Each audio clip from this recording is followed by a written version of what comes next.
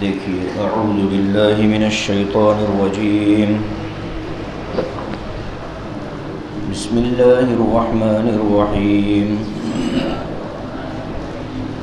اذ تبرأ الذین اتبعوا من الذین اتبعوا ورأوا العذاب وتقطعت بهم الأسباب وقال الذين اتبعوا لو أن لنا كرة فنتبرأ منهم كما تبرؤوا منا كذلك يريهم الله أعمالهم حسرات عليهم وما هم بخارجين من النار يا أيها الناس كلوا مما في الأرض حلالا طيبا ولا تتبعوا خطوات الشيطان إنه لكم عدو مبين إنما يأمركم بالسوء والفحشاء وأن تقولوا على الله ما لا تعلمون صدق اللہ العظیم۔ ترجمہ دیکھیے، اذ تبرأ الذین اتبعوا من الذین اتبعوا، وہ وقت بھی قابل ذکر ہے کہ جب بیزاری کا اظہار کریں گے وہ لوگ جن کے پیچھے دنیا چلتی تھی، من الذین اتبعوا، ان لوگوں سے جو ان کے پیچھے چلنے والے تھے، ورأوا العذاب، اور یہ دونوں اللہ کا عذاب دیکھ لیں گے، وتقطعت بہم الاسباب، اور ان کے آپس کے سارے رشتے اور ان کے سارے سہارے ختم ہو جائیں گے، وقال الذین اتبعوا، اور جو لوگ پیچھے چلنے والے تھے وہ کہیں گے، لو ان لنا کرۃ، کاش کہ ہمیں ایک موقع ملتا دنیا میں جانے کا، فنتبرأ منہم، تو ہم بھی ان سے ایسے ہی بیزاری کا اعلان کرتے، کما تبرؤوا منا، جیسا کہ ان لوگوں نے ہم سے بیزارگی کا اعلان کیا، کذالک یریہم اللہ اعمالہم حسرات علیہم، اسی طریقے سے اللہ تعالیٰ ان لوگوں کو اپنے برے اعمال دکھائیں گے جو ان کے لیے حسرت کا سبب بنیں گے، وما ہم بخارجین من النار، اور یہ لوگ اللہ کے عذاب سے، جہنم سے نکلنے والے نہیں ہیں۔ یا ایھا الناس، اے لوگو، کلوا مما فی الارض حلالا طیبا، زمین سے ہر چیز کھاؤ بشرطے کہ وہ حلال ہو اور پاکیزہ ہو، ولا تتبعوا خطوات الشیطان، شیطان کے نقش قدم پر، شیطان کے پیچھے پیچھے نہ چلو، انہ لکم عدو مبین، اس لیے کہ وہ تمہارا کھلا ہوا دشمن ہے، انما یأمرکم بالسوء والفحشاء، شیطان تو تمہارے دل میں ڈالتا ہے برائی اور بے حیائی کی باتیں، وَأَن تَقُولُوا عَلَى اللَّهِ مَا لَا تَعْلَمُونَ، اور یہ بھی ڈالتا ہے کہ تم اللہ پر وہ باتیں کہو جس کا تمہیں کوئی علم نہیں ہوتا۔ آیتیں دو طرح کی ہیں بظاہر، لیکن مضمون تقریباً ایک ہے، مشرکین مکہ کا بیان۔ مشرکین مکہ کا حال یہ تھا کہ اللہ تبارک و تعالیٰ کو اوپر جیسے ہم پڑھ کر آئے ہیں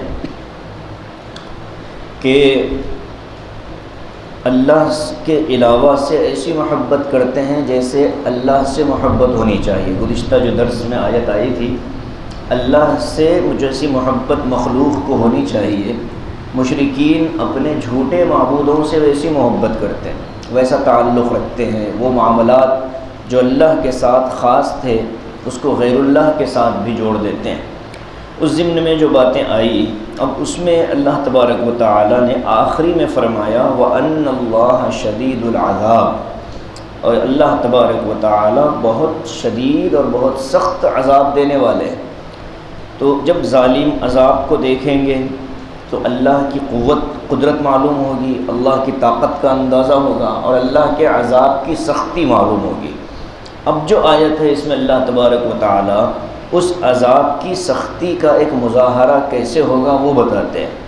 عذاب دو طرح کا ہوتا ہے، ایک ہوتا ہے جسمانی اور دوسرے ہوتا ہے آخرت میں جو دوسرا عذاب ملے گا وہ ہوگا ذہنی۔ اور آپ بتائیں کہ جسمانی تکلیف سے زیادہ ذہنی تکلیف آدمی کو پریشان کرتی ہے۔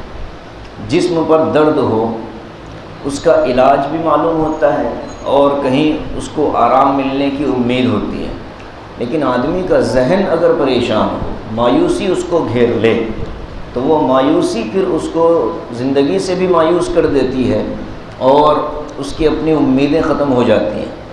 تو اللہ کہتے ہیں کہ مشرکین کو اور نافرمانوں کو جو عذاب ہوگا، ایک تو وہ جسمانی عذاب ہوگا، ان کو جہنم میں داخل کیا جائے گا۔ دوسرا ایک عذاب ان کو یہ دیا جائے گا کہ دنیا میں جن بڑے لوگوں کی بات مان کر اللہ کی نافرمانی کرتے تھے، جیسے مشرکین کے جو بڑے بڑے سردار تھے، مکے کے سردار تھے، ابو لہب، ابو جہل، عتبہ، شیبہ اور امیہ ابن خلف، یہ جو بڑے بڑے سردار تھے، ان لوگوں نے اپنی عوام کو گمراہ کر رکھا تھا۔ وہ یہ کہتے تھے کہ اس نئے نبی کی بات ماننا نہیں ہے، اگر تم اس کا دین قبول کر لو گے تو ہم تمہیں نوکری سے نکال دیں گے۔ اکثر چونکہ یہ مالدار تھے اور نچلا جو طبقہ تھا وہ اتنا مالدار نہیں تھا، تو وہ ان کے ممنون کرم رہتے تھے، ان کے گھروں میں آنا جانا ہوتا تھا، ان کے اچھے برے میں یہ تعاون کرتے تھے۔ تو اس تعاون کے رک جانے کے ڈر سے ان کمزور لوگوں نے ان کی بات نہیں مانی، اور بہت سے وہ تھے کہ جن کو حقیقت سمجھ میں آ جانے کے باوجود محض اپنی کرسی، اپنا نام اور اپنی عزت بچانے کی خاطر انہوں نے انکار کیا۔ تو ان میں جو پیچھے چلتے تھے، پیشوا جو لوگ تھے آگے چلنے والے، وہ ان کو یہ تسلی دیتے تھے کہ جن معبودوں کی اور بتوں کی ہم پوجا کر رہے ہیں، قیامت کے دن یہ اللہ کے سامنے ہماری سفارش کریں گے اور ہم کو آخرت کے عذاب سے بچا لیں گے۔ تو اللہ فرماتا ہے کہ اس کی حقیقت سن لو، قیامت کے دن جن معبودوں کی تم پوجا کرتے تھے وہ بھی، اور جن لوگوں کے بڑے لوگوں کے پیچھے چلا کرتے تھے اور ان کے پیچھے چل کر حق کو چھوڑتے تھے وہ بھی، یہ کہہ دیں گے کہ ہم تو تمہیں پہچانتے نہیں، تم کون ہو۔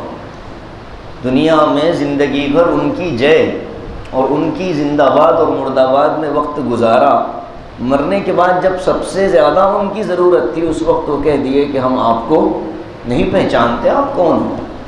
تو یہ جو تکلیف اور ذہنی کوفت ہوگی وہ ناقابل بیان ہے۔ ہم بھی دیکھیں، چھوٹا سا معاملہ ہو ہمارے ساتھ کہ بھئی بڑی امیدیں تھیں آپ سے، کسی کو آپ نے کونسلر جتا دیا، بڑی امیدوں سے جتایا، اور اس کے بعد پھر وہ بھی ٹھینگا بتا دے تو کیا کریں گے؟ ذہنی طور پر جو کوفت ہوتی ہے وہ رشتے اور ناطے اور تعلق کے حساب سے کم زیادہ ہوتی ہے۔ جس سے بہت قلبی تعلق ہوتا ہے، اس سے اگر کوئی ایسی بات سامنے آئے کہ یار تمہارے سے تو بڑی امید تھی، تم ہاتھ دے دیے، کتنے سال بات چیت بند ہو جاتی ہے، کتنے سال گھروں میں آنا جانا بند ہو جاتا ہے، کتنے سال سلام دعا بند ہو جاتی ہے۔ تو یہ چھوٹی سی دنیا میں چھوٹے سے رشتے کی بنا پر اتنا آدمی پریشان ہو سکتا ہے، تو آخرت کے عذاب کو دیکھ کر تم تو ہمارے تھے، ہم تمہارے ساتھ رہتے تھے، ہم نے تمہاری بات مان کر نبی کا انکار کیا، ہم نے تمہاری بات مان کر اللہ کے پیغام کو جھٹلایا تھا، تو آج تم ہمارا ساتھ چھوڑ رہے ہو۔ تو وہ کہتے تھے کہ ہم شیطان بھی کہہ دے گا، یہ تو معبود کہیں گے، لوگ کہیں گے، شیطان بھی کہے گا۔ 13ویں پارے میں اللہ نے ذکر فرمایا وقال الشیطان لما قضی الامر، شیطان کہے گا جب فیصلہ ہو جائے گا نا، جنتیوں کا جنت میں، جہنمیوں کا جہنم میں، شیطان کھڑا تماشا دیکھ رہا ہوگا، لوگ اس کو بولیں گے کہ یار تو نے تو گمراہ کیا، کچھ تو کر، کچھ تو مشورہ دے، رائے دے، تیرا دماغ تو بڑھ.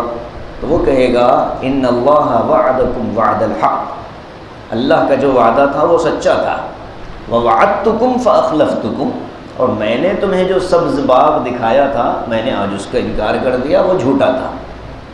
یہ دو باتیں کہے گا. اس کے بعد کیا کہتا ہے؟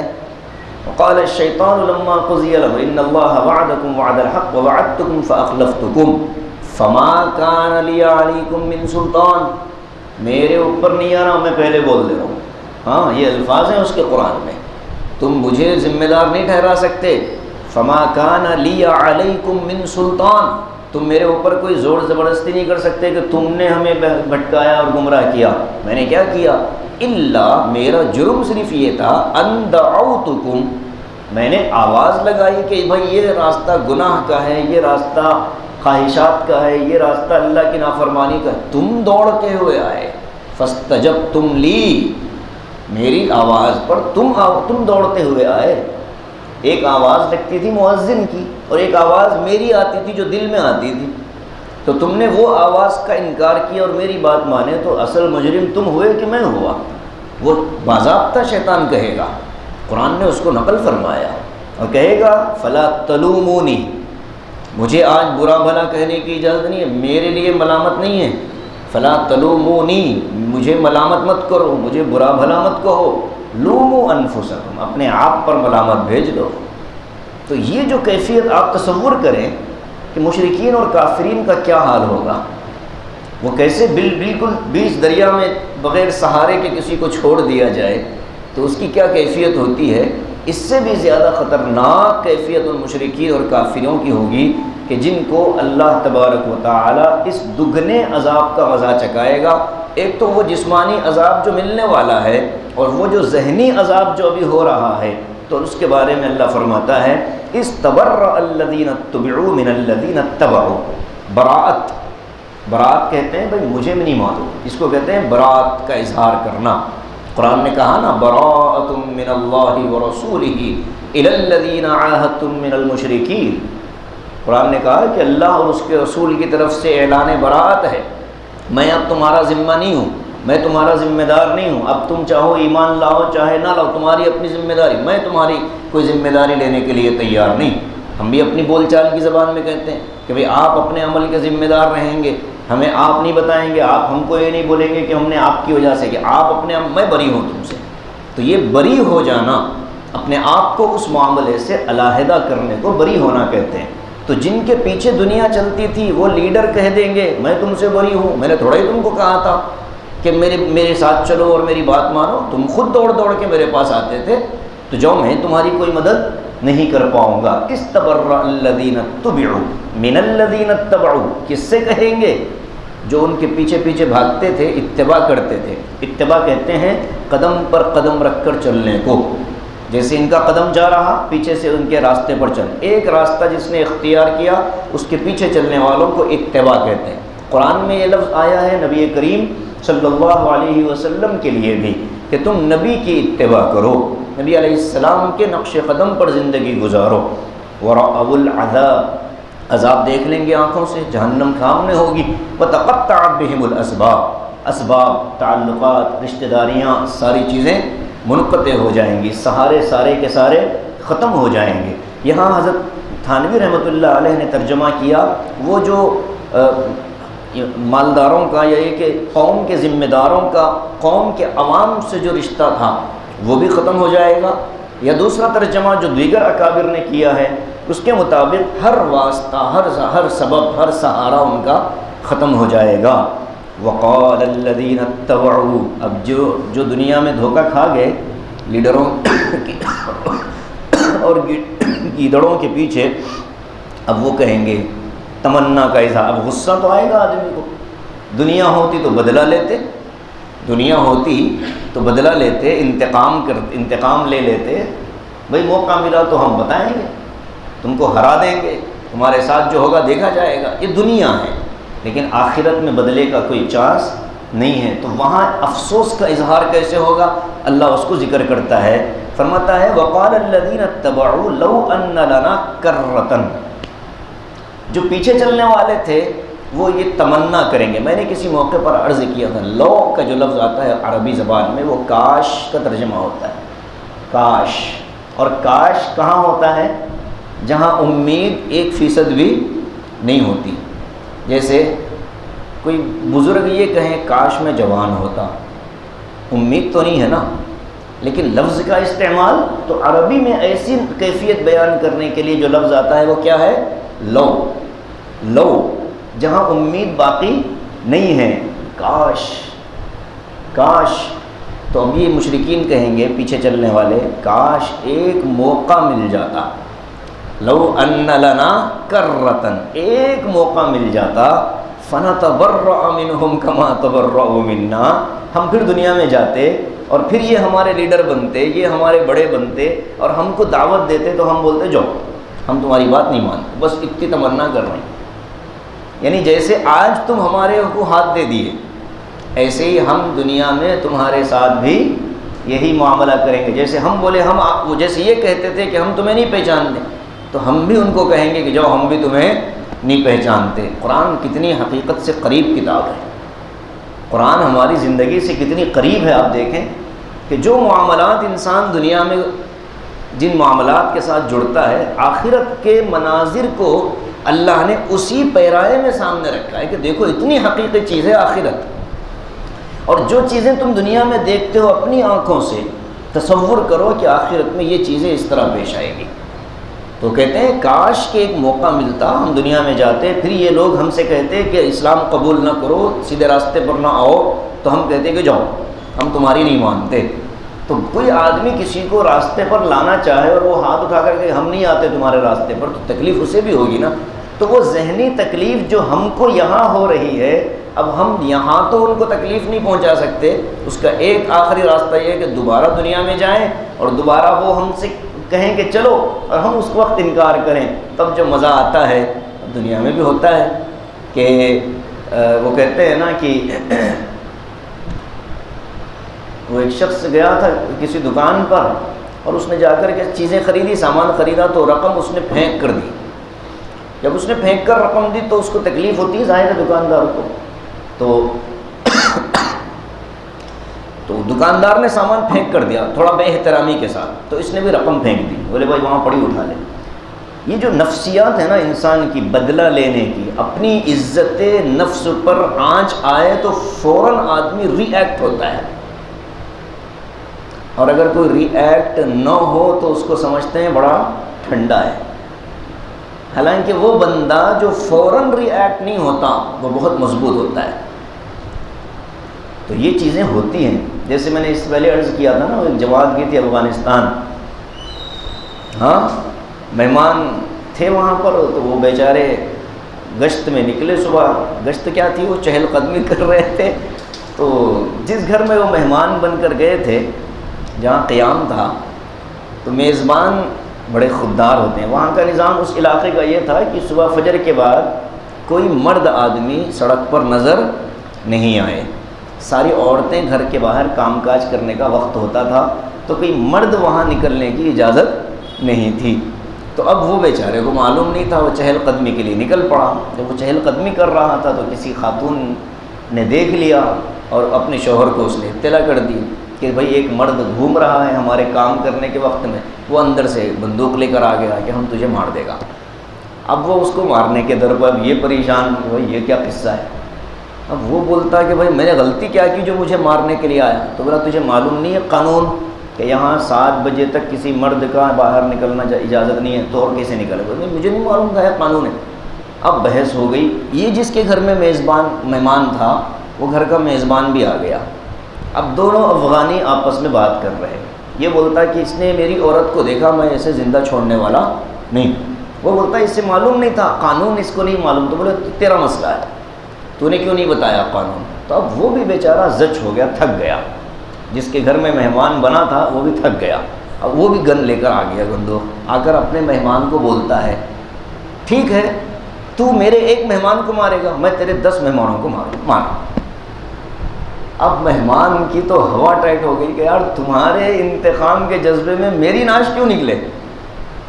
تو یہ انتقام کے بھائی ظاہر ہے کہ اگر وہ بولے کہ تو ایک مار رہا میں تیرے 10 مارنے والا ہوں تو اس کی تو حالت ویسے بھی خراب. تو یہ صورتحال انتقامی جذبہ انسان میں ہے. اب یہ جذبہ وہاں کیسے کام کر رہا ہے آخرت میں؟ بولے ایک موقع مل جائے اور ان کو میں زج کر دوں، ان کو میں بے عزت کر دوں، ان کو میں. تو اللہ کہتے ہیں کہ یہ ساری چیزیں نا حسرتیں ہیں. كَذَلِكَ يُرِيهِمُ اللَّهُ أَعْمَالَهُمْ، اللہ اعمال بتائیں گے لیکن وہ اعمال سوائے حسرت کے اور کوئی کام آنے والے نہیں ہیں. اب یہاں ایک چیز سمجھیں، حدیث میں ایک بات ملتی ہے کہ ایمان والے بھی آخرت میں بعض جگہ حسرت کریں گے. کسی کے ذہن میں ہے حدیث؟ ایمان والا جب جنت میں جائے گا تو وہاں حسرت ہوگی اسے. کس چیز پر ہوگی؟ وہ لمحہ جس میں اس نے اللہ کا ذکر نہیں کیا. تو حسرت مومن کو بھی ہوگی، اور یہاں جو حسرت کا تذکرہ ہے یہ حسرت کافروں کو ہوگی. تو لوگوں کو اعتراض ہو سکتا تھا کہ بھئی حسرت تو اچھی چیز نہیں ہے، تو ایمان والوں کو حسرت کیوں ہوگی؟ تو ایمان والوں کی جو حسرت ہے وہ نیکیوں میں اضافے کی نیت سے تھی، اور کافروں کو جو حسرت ہو رہی ہے وہ گناہوں کی نحوست کی وجہ سے تھی. کاش کہ اچھا کام کر لیتے، کاش کچھ اور موقع مل جاتا. تو یہ بڑا معاملہ ہے. اللہ کہتے ہیں یریہم اللہ اعمالہم حسرات علیہم، اللہ تعالیٰ ان کے اعمال ان کو دکھائے گا جو ان کے لیے سوائے حسرت کے اور کوئی کام آنے والے نہیں ہوں گے. وما ہم بخارجین من النار، اور ان کو جہنم میں داخل کرنے کے بعد دوبارہ ان کو جہنم سے نکالنے کا کوئی موقع نہیں ہوگا. یہ بڑا سخت عذاب ہے کافروں کے لیے. ایک تو جہنم میں جانا، اللہ ہماری حفاظت فرمائے. یہ جہنم میں جانا ہی سب سے خطرناک مرحلہ. اس سے خطرناک ایک مرحلہ اور آئے گا جب سارے لوگ جنتی جنت میں، جہنمی جہنم میں چلے گئے، اور وہ گناہ گار ایمان والے کہ جو جہنم کے اوپری طبقے میں ہوں گے، گناہوں کی وجہ سے ان کو کچھ دنوں تک جہنم میں جلا کر گناہوں کا میل کچیل نکال کر دوبارہ ان کو پھر جنت میں داخل کیا جائے گا. تو جب یہ معاملہ بھی ہوگا تو اللہ کی طرف سے اعلان ہوگا، اے جنت والو اب تمہارے لیے جنت میں ہمیشہ رہنے کا فیصلہ ہو گیا، اور اے جہنمیوں اب تمہارے لیے جہنم میں ہمیشہ رہنے کا فیصلہ. حدیث میں آتا ہے کہ جہنم کا عذاب چھوٹا محسوس ہوگا اس اعلان کے مقابلے میں. ظاہر ہے کہ بھائی عذاب ہے، کل شاید ختم ہو، پریشانی ہے کل شاید دور ہو جائے ایک دن بعد، لیکن جب یہ اعلان ہو کہ اسی میں تمہاری پوری اگلی زندگی جو ابد الآباد تک ہے، لامتناہی زندگی ہے، یہ ہمیشہ اسی عذاب میں رہو گے، تو اس کی شدت کا کیا عالم ہوگا. جہنمیوں کا رونا چیخنا، ان کے عذاب کی تکلیف کو نہ برداشت کرتے ہوئے شدت کا اظہار کرنا، جبر، یہ ساری چیزیں بڑی خطرناک ہوتی ہیں. اللہ ہماری حفاظت فرمائے. آگے اللہ فرماتا ہے یا ایھا الناس کلوا مما فی الارض حلالا طیبا. کتنی دیر ہوئی؟ 23 منٹ ہو گئے. مکمل کر دوں آیت؟ ٹھیک. اے ایمان والو، اے لوگو، یا ایھا الناس، اے لوگو، زمین میں جو چیزیں ہیں وہ کھاؤ، ساری چیزیں کھاؤ، مگر 2 شرطیں ہیں. پہلی شرط یہ ہے کہ وہ تمہارے لیے حلال ہو، اور دوسری شرط یہ ہے کہ وہ پاکیزہ ہو، پاک اور صاف ستھری ہو. حلال کا مطلب جو حرام نہ ہو. اب اس کے 2 طریقے ہیں. ایک طریقہ تو یہ ہے کہ وہ ہمارے لیے حلال طریقے سے کمائی گئی ہو، جانور اگر ہو تو ذبح حلال طریقے سے ہوا ہو، کوئی اور چیز ہو تو حلال طریقے سے وہ مال آیا ہو، مشتبہ نہ ہو، حرام نہ ہو، دھوکے کا نہ ہو. یہ ایک شرط. دوسرے، قرآن پاک میں بعض چیزیں بیان کی گئی ہیں جو حلال اور حرام ہیں، وہ لسٹ کے اندر بھی اس جانور کا ہونا ضروری ہے، ورنہ بظاہر جانور حلال ہے، بسم اللہ اللہ اکبر کہہ کر ذبح ہو رہا ہے، لیکن نیت یہ ہے کہ اس جانور کے ذبح کے ذریعے سے میں فلاں قبر والے حضرت کو خوش کرنا چاہتا ہوں، تو وہ اگرچہ کہ حلال طریقے سے ذبح ہوا، حلال کمائی سے لایا گیا، اللہ کا نام لے کر کاٹا گیا، اس کے باوجود نیت چونکہ اللہ کے غیر کو راضی کرنے اور خوش کرنے کی ہے، وہ جانور بھی حرام کی فہرست میں آ جاتا ہے۔ پہلی شرط۔ دوسری، طیب ہو، پاک ہو، معنوی اعتبار سے پاک ہو، ظاہری اعتبار سے پاک ہو۔ اس لیے ناپاک چیز کا کھانا جائز نہیں ہے۔ جو چیز ناپاک ہو جاتی ہے اس کا استعمال جائز نہیں، وہ حرام ہو جاتی ہے۔ اگرچہ کہ حلال تھی لیکن ناپاک ہو گئی، حلال ہے لیکن کسی وجہ سے اس پر گندگی لگ گئی جو گندگی ناپاکی والی ہے، تو اس کا استعمال حلال ہونے کے باوجود جائز نہیں ہے، اس لیے کہ وہ طیب نہیں ہے۔ وہ کیا بن گئی؟ خبیث بن گئی، وہ اب طیب نہیں رہی۔ تو دو باتیں اللہ نے فرمائی، حلال اور طیب۔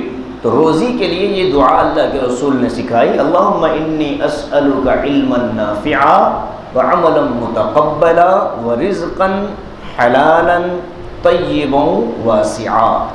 تین الفاظ ہیں رزق کے ساتھ، ورزقا حلالا طیبا واسعا، بہت زیادہ بھی دے، حلال دے، پاکیزہ روزی اللہ میں آپ سے مانگتا ہوں۔ تو رزق حلال اور رزق طیب اللہ سے مانگنا۔ اللہ کہتے ہیں کہ یہ چیزیں کھاؤ۔ کیوں کہا؟ مشرکین مکہ کا چونکہ تذکرہ ہے، مشرکین کی ایک عادت تھی، وہ کسی سانڈ کو، کسی بکرے کو، کسی بیل کو، کسی جانور کو جو مرد ہوتا تھا، اس میں جو نر ہوتا تھا، اس جانور کو بتوں کے نام پر چھوڑ دیتے تھے۔ نیت کر لیتے تھے کہ یہ فلاں بت کے نام پر اس کو ہم نے کیا کر دیا؟ چھوڑ دیا ہے۔ اب اس کا اکرام کرتے تھے، وہ کہیں جاتا کسی کے گھر میں تو اس کا اکرام ہوتا، اس کو کھلایا جاتا، پھول کے ہار ڈلوائے جاتے، اکرام بھی ہوتا تھا، اور ساتھ ہی ساتھ اس جانور کو اپنے اوپر حرام سمجھتے تھے۔ وہ یہ سمجھتے تھے کہ اب ہم نے چونکہ بت کے نام کر دیا ہے، ہمارا اب اس جانور کا کھانا جائز نہیں ہے۔ جو چیز اللہ نے حلال رکھی تھی، تم نے بلا وجہ اس کو کسی بت کے نام پر رکھا اور اس کے بعد پھر اس کو اپنے اوپر حرام بھی کر لیا۔ تو اللہ نے تو حرام نہیں کیا تھا، تم نے اپنے سے حرام کر دیا۔ تو جیسے اللہ تبارک و تعالیٰ کی حلال چیز کو اپنے اوپر حرام کرنا، یہ بھی حرام ہے۔ اللہ کی حلال کردہ چیز کو اپنے اوپر حرام کر لینا بھی حرام ہے، اور جو حرام ہے وہ تو حرام ہی ہے۔ تو حرام کو حلال کرنا بھی حرام اور حلال کو حرام کرنا بھی حرام۔ اللہ کرے کہ یہ باتیں سمجھ میں آ جائیں ہماری۔ ہاں، تو یہ ہے اس میں آیت کا مطلب کہ جو چیز اللہ نے جائز رکھی تھی، اگر تم اس کو بت کے نام پر نہ چھوڑتے اور پھر اپنے اوپر بلا وجہ ہی تم نے حرام کر لیا، تو یہ حرام کرنا حرام ہو گیا۔ تو اللہ فرماتے ہیں کہ ایسی ناجائز چیز نہ کرو۔ اب مسئلہ کیا ہے؟ آگے دو چار آیتوں کے بعد آیت نمبر 173 میں وہ ساری تفصیلات آئیں گی، کون سے جانور حرام ہیں، کون سے جانور ناجائز۔ تو اب یہاں جس جانور کا تذکرہ ہے وہ بتوں کے نام پر چھوڑ کر پھر اس کو اپنے لیے حرام سمجھنے والے۔ اب ایسا کوئی مسلمان کرے، کسی کے نام پر کوئی جانور چھوڑ دے، چھوڑتے بھی ہے، اس کے گلے میں دھاگے باندھے جاتے ہیں، گھنگرو لگائے جاتے ہیں، اور مانتے ہیں کہ بھئی یہ فلاں کا جو ہے نا پٹھا ہے۔ اب اس کے بعد اس جانور کا اکرام ہوتا ہے، باضابطہ اس کے لیے غلاف سلائے جاتے ہیں، اس غلاف پر کلمہ طیبہ لکھا ہے۔ اب وہ بیچارہ پیشاب بھی کرتا ہے اسی میں، مینگلیاں بھی اسی میں آ رہی ہیں، گوبر، اور یہ اکرام بھی بڑا ہو رہا ہے اس کا۔ اگر کوئی مسلمان اس عمل سے توبہ کر لے، کسی نے جانور چھوڑ دیا تھا کہ یہ جانور میں نے فلاں بزرگ کے نام پر چھوڑ دیا ہے، اب میں توبہ کرتا ہوں، اس بات سمجھ میں آئی کہ یہ تو شرک ہے، اللہ کے علاوہ کی نظر ماننا حرام ہے، شرک ہے، اللہ کی نظر مانو، تو اب اس کو توبہ کا موقع مل گیا، اس نے توبہ کر لیا۔ توبہ، اے اللہ معاف کر دے، بس دل سے اس نے کہا کہ اللہ میں یہ غلطی سے توبہ کرنا چاہتا ہوں۔ اب اس جانور کا کیا حکم ہے؟ اس جانور کا کیا حکم ہے؟ اس کو کیا کیا جائے؟ وہ جانور حرام کب تک تھا؟ جب تک کہ یہ شرک کے اندر مبتلا تھا۔ جب اس نے اس عمل سے توبہ کی تو اب وہ جانور بھی کامن جانور بن گیا، نارمل جانور بن گیا۔ حلال طریقے سے اگر اس کو ذبح کریں گے اللہ کے لیے، چونکہ اب وہ نیت ختم ہو گئی، جب اس کے اوپر سے وہ نیت چلی گئی تو اب اس جانور کا حکم عام جانوروں کا حکم ہو جاتا ہے اور اس کو ذبح کر کے کھا سکتے ہیں۔ یہ مطلب ہے اس آیت کا، تو اس مسئلے کو بھی ذہن میں رکھیں۔ عام طور پر ہو جاتا ہے انسان سے دیکھا دیکھی، ماحول کی وجہ سے یا معلومات کی کمی کی وجہ سے، عام طور پر جہالت کی وجہ سے معلوم نہیں تھا مسئلہ کر لیا۔ یہاں ایک مسئلہ اور سمجھیں، بیمار کوئی گھر میں ہو جائے، اللہ سب کی حفاظت فرمائے، تو اس بیماری میں بھی ہمارے ذہن میں ایک بات آتی ہے کہ یار بیمار ہیں، بکرا کاٹ کے صدقہ کرو، کیا بولتا، ہاں تقسیم کرو۔ یہ جائز نہیں ہے۔ اچھا، الفاظ کیا استعمال ہوتے ہیں؟ جان کی زکوٰۃ، جان کی زکوٰۃ۔ قرآن میں نہ جان کی زکوٰۃ کا کوئی تذکرہ ہے، نہ حدیث میں جان۔ زکوٰۃ تو مال کی ہوتی ہے۔ خذ من اموالہم صدقۃ تطہرہم وتزکیہم بہا وصلی علیہم، اے نبی لوگوں کے مالوں میں سے زکوٰۃ لو۔ یہ جان کی زکوٰۃ کہاں سے آئی؟ یہ یہیں سے آئی ہے، راضی کرنا، خون بہاؤ تاکہ وہ بلائیں ہٹ جائیں، وہ مصیبتیں خون دیکھ کر چلے جائیں۔ بہت سے لوگ نیا گھر جب جاتے ہیں، گھر میں جب داخل ہوتے ہیں تو اس گھر کی دہلیز پر بکرا یا مرغی ذبح کر کے حیثیت کے خون اس دہلیز کی سیڑھیوں پر بہاتے ہیں تاکہ ساری نحوستیں گھر سے نکل جائیں، اور ہم وہ جو حرام کام ہوا تھا اس حرام بکرے سے پھر دعوت کر کے گھر بھرانی میں لوگوں کو پیٹوں میں جان نہ بڑھ دیتے۔ بڑی دعوت ہو رہی گھر بھرانے کی، بھئی بکرا کہاں کاٹے؟ گیٹ میں کاٹے۔ نہیں، قصاب صفائی کرا لیکن ذبح گھر کے گیٹ پہ، گھر کی سیڑھیوں پر ہوا ہے۔ تو یہ چیزیں شرک سے تعلق رکھتی ہیں، ایسی دعوتوں کا جانا جائز نہیں ہے، ایسی دعوتوں میں کھانا حرام ہے۔ اور ایسے جانور جو صحت کے لیے لا کر کے، صدقے کے نام پر لا کر کے ذبح کرواتے ہیں، علماء نے اس کی بھی اجازت نہیں دی۔ یہاں آدمی اپنے آپ کو جانچ لے، کوئی بیمار ہے، وہ اگر یہ کہے کہ یار میری طرف سے بکرا صدقہ کر دو، اب اگر کسی شخص نے اس کو یہ کہا کہ بکرا 10,000 روپے کا آتا ہے، میں 10,000 روپے صدقہ کرتا ہوں، اجازت ہے؟ اگر وہ بیمار کہے کہ ہاں صدقہ کرو تو جائز ہے، وہ بولے نہیں میرا دل یہ بول رہا ہے کہ بکرا ہی کرے، تو یہ حرام ہے۔ اس لیے حرام ہے کہ ہم نے صدقے کو متعین کر دیا۔ اللہ کے رسول نے صدقے کا حکم دیا کہ تم صدقہ کرو، اپنی بیماریوں کا علاج کرو، بلاؤں سے روکنے والی ہے، لیکن اللہ کے رسول نے متعین نہیں فرمایا کہ تم یہ کرو اور یہ کرو۔ یہ تو ہم لوگوں نے شیطان کے اور ماحول سے متاثر ہو کر ہم نے اپنے ذہن سے ایک چیز نکالی کہ نہیں جان کے بدلے میں جان دینا چاہیے، اور بعض جہالت کے گھروں میں اس بکرے پر بیمار کے ہاتھ پھیر دیے جاتے ہیں تاکہ وہ ساری نحوستیں بکرے میں آئے اور وہ بکرا جو غریب کھائے گا اس کے گھر میں چلا جائے۔ ہاں، شادی شدہ دلہن گھر میں آئے تو کالی مرغی کی مصیبت، اب وہ بیچاری مرغی جائے گی کدھر؟ وہ کسی نہ کسی غریب کے حوالے ہوگی، تو اس دلہن پر جو نحوست تھی وہ نکال کر غریب کو دے دی گئی۔ یہ کون سا انصاف ہے بھئی؟ اگر صدقہ ہی دینا ہو تو اتنی رقم آپ صدقہ کر دیں۔ حضرت تھانوی اللہ حضرت کو جزائے حضرت کہتے تھے چور دروازہ پکڑو۔ وہ چور دروازہ کیا ہے؟ اتنی رقم صدقہ کرنے کے لیے دل اگر آمادہ ہو رہا ہے تو اس کا مطلب یہ ہے کہ بندہ صحیح ہے، اور اگر خدا نہ خواستہ نہیں بھائی صدقہ کرو، بکریج کاٹو، تو حضرت کہتے ہیں کہ یہ چور دروازہ ہے شرک کا، اس کی اجازت نہیں ہے۔ فتاوی امدادیہ میں حضرت نے نقل فرمایا۔ کتنی نزاکتیں اور کتنے مسائل ہمارے اپنے گھروں میں پیدا ہو گئے، معلوم نہیں ہوتا، ہم انجان ہو جاتے ہیں، یار چلو پوچھنا ہے، کس کو پوچھنا ہے، چلو سب کرتے ہیں ہم بھی کر لیں گے۔ یہ دین کے ساتھ نہیں چلتا، پوچھ پاچھ کر آدمی کو عمل کرنا چاہیے۔ وَلَا تَتَّبِعُوا خُطُوَاتِ الشَّيْطَانِ، شیطان کے پیچھے پیچھے نہ چلو، نقش قدم پر نہ چلو۔ خطوات جو ہے نا، آدمی جب ایک پیر رکھتا ہے، اگلا پیر، جب دونوں پیر زمین پر ہیں چلتے ہوئے، تو دونوں پیروں کے درمیان کی جو جگہ ہوتی ہے اس کو کہتے ہیں خطوتن۔ خطوتن، خطوتن، دونوں پیروں کے درمیان کی جو جگہ ہے وہ کیا ہے؟ خطوہ۔ اللہ کہتے ہیں کہ شیطان کے ایسا پیچھے پیچھے پیچھے چلنے کی تمہیں اجازت نہیں ہے۔ اِنَّهُ لَكُمْ عَدُوٌّ مُّبِينٌ، اللہ تبارک و تعالیٰ کہتا ہے کہ شیطان تمہارا کھلا ہوا دشمن ہے، سمجھو اس کی شیطانی کو سمجھو، وہ کھلم کھلا تم سے غلط کام کرواتا ہے۔ اِنَّمَا يَأْمُرُكُمْ بِالسُّوءِ، وہ تو تمہارے دل میں بات ڈالتا ہے، شیطان حکم نہیں دیتا، شیطان کیا کرتا ہے؟ صرف دل میں وسوسہ ڈالتا ہے، وسوسہ۔ اللہ کے رسول نے فرمایا انسان کے دل میں دو طرح کے خیال آتے ہیں، ایک خیال گناہ کی طرف جانے کا، اور اس گناہ کے فضائل، اس گناہ کے فوائد، اس گناہ کی دلائل انسان کے دل میں ڈالتا ہے کہ یہ کرو تو یہ ہوتا ہے، اس سے یہ ہوتا ہے۔ اس پر جو آدمی دلیل پر دلیل دیتا ہے گناہ، تو یہ جو اللہ کے رسول فرماتے ہیں کہ یہ خیال شیطانی ہیں۔ اور ایک خیال آتا ہے جو فرشتے کی طرف سے آتا ہے، وہ یہ نیکی کی طرف مائل کرتا ہے، یہ خیال رحمانی ہے۔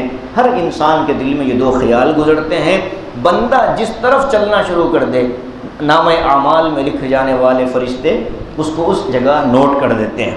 فرماتے ہیں کہ انما یأمرکم بالسوء والفحشاء، شیطان تو بری باتوں اور بے حیائی کی باتیں ہی تمہارے دل میں ڈالتا ہے، اور یہ بھی ڈالتا ہے وَأَن تَقُولُوا عَلَى اللَّهِ مَا لَا تَعْلَمُونَ، کہ تم اللہ کے لیے ایسی ایسی باتیں کہو جس کو تم خود نہیں جانتے۔ اب رسوم اور رواج کا جو تعلق ہے، آپ پکڑ کر پوچھیں کسی سے بھی کہ بھائی یہ جو آپ رسم کر رہے ہو، یہ جو آپ عمل کر رہے ہو، دین کے نام پر یہ ہو رہا ہے، آپ اس کے بارے میں کچھ جانتے ہیں؟ تو وہ کہیں گے کہ نہیں جانتے، ہم نے ابا کو دیکھا تھا، دادا کو دیکھا تھا، پردادا کو دیکھا تھا، ان کو دیکھے دیکھے ہم نے بھی کر لیا۔ اللہ کہتا ہے وَأَن تَقُولُوا عَلَى اللَّهِ مَا لَا تَعْلَمُونَ، شیطان تم سے ایسے کام کرواتا ہے جس کو تم جانتے تک نہیں ہو لیکن کرتے برابر ہو۔ تو اس لیے یہ اب آگے پھر اللہ تبارک و تعالیٰ نے اسی سے ریلیٹڈ ایک اور آیت اتاری ہے۔ بہرحال اللہ تعالیٰ سے دعا کریں کہ صحیح لوگوں کے راستے پر، انبیاء، صلحاء، صدیقین، شہداء اور ہدایت پانے والوں کے راستے پر اللہ ہم سب کو چلائے، اور قیامت میں اپنے نبی صلی اللہ علیہ وسلم کا پڑوس نصیب فرمائے، اور آقا علیہ الصلاۃ والسلام کے ہاتھ سے جام کوثر اللہ ہم سب کو نصیب فرمائے، اور اللہ حلال، طیب اور واسع پاکیزہ روزی ہم سب کو نصیب فرمائے۔ شیطان کے نقش قدم پر چلنے سے اللہ ہمارے نسلوں کی، ہماری اولادوں کی اللہ حفاظت فرمائے، اور اللہ اپنی ذات پر جھوٹے بہتان لگانے سے ہم سب کی حفاظت فرمائے۔ آمین وآخر دعوانا ان الحمد للہ رب العالمین۔ جی عجب، بسم اللہ۔